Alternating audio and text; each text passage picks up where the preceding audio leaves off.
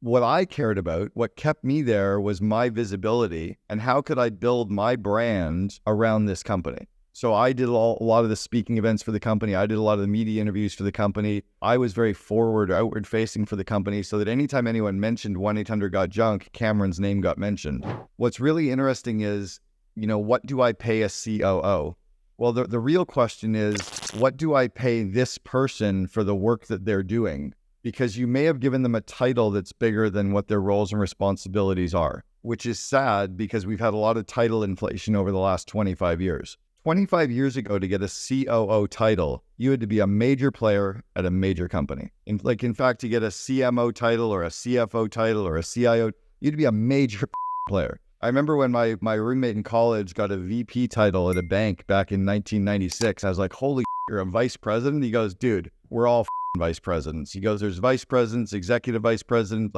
He goes, everybody's got a VP title because it's marketing. And that was when I first learned about title inflation. So what he recognized was, yeah, I have a title, but I'm not paid like a vice president. I don't even have the roles and responsibilities of a vice president. So the question is, for the roles and responsibilities they have, for the size of the organization that we are, for the level of strategy or strategic insight they bring into the business, for the level of autonomy I can give them, right? How little management I need to give them, what they're responsible, like the KPIs, what am I willing to pay and what should the title be for that? The next part of that is at a certain point, especially if we're an entrepreneurial organization and we own 100% of the cap table, there's also a little bit of how do we thank the people who got us here? How do we go back to the ones who got us to this level and have this insane amount of money that at times we can be making and reward them and thank them in a way that isn't needed? But at the end of the day, none of this matters. And it's just what we're doing to make, how do we kind of reward some people and what's too much?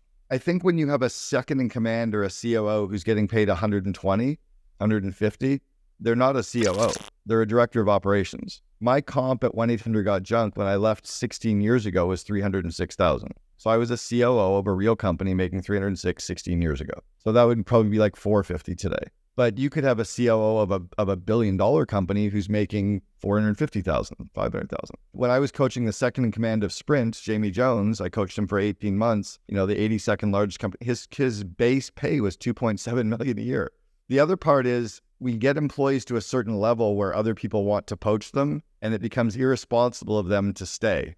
So we also have to make sure that we're handcuffing them to something so that we don't lose them, right? The handcuffing is not always money.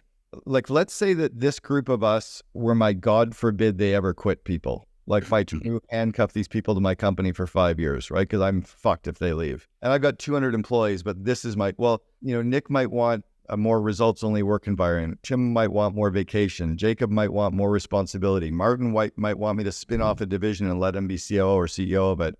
Matt White might want more leadership training. Chad might want to work on his executive MBA while he's here. Ian might want more profit sharing. Melissa might want more equity. Brandon might want stock options or phantom stock because he knows we're going to build to an exit. George may just want more free time. So there's all these things that we have to consider. When I was at 1-800-GOT-JUNK, we had profit sharing, but I think the only person who understood that Brian had no desire to make profit. What he was trying to do was build this world-class brand, this globally admired brand. We were trying to scale for growth. If we were trying to drive profitability, we would have actually pulled back a little bit of the marketing. We wouldn't have hired as many executives. We wouldn't have invested in all the training because then we would have had more profit. What I cared about, what kept me there was my visibility and how could I build my brand around this company. So I did a lot of the speaking events for the company. I did a lot of the media interviews for the company. I was very outward facing for the company so that anytime anyone mentioned 1-800-GOT-JUNK, Cameron's name got mentioned. That was worth more to me than profit sharing.